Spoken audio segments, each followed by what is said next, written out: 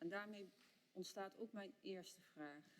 Hoe kijkt het college aan tegen de onrust die is ontstaan aan de keukentafels? En bij de mensen die uiteindelijk de oplossing moeten aanreiken voor het stikstofprobleem. Naast dit vrijwillige programma als doel heeft om de vergunningsverlening vlot te trekken, wat ook trouwens een grote wens van onze fractie uiteindelijk is, heeft het programma ook vergaande invloed op de gebruiksmogelijkheden van minimaal 36.000 hectare landbouwgrond. 40% van het landbouwareaal. En dat raakt niet alleen de inwoners, de landbouwsector, het raakt alle inwoners van Limburg. In dit stuk wordt stevig ingezet op natuurherstel. Maar het effect op de korte termijn op vergunningsverlening is minimaal, zoals ook staat aangegeven op bladzijde 24 van het LOS.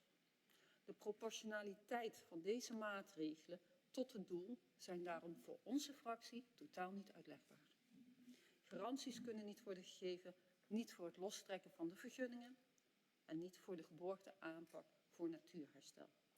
En dan denken wij waarom.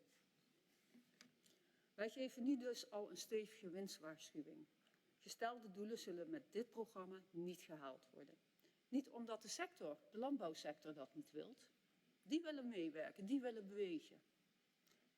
Maar vanuit de gebieden waar zij hun kennis en hun oplossingsgerichtheid en alles mee kunnen nemen.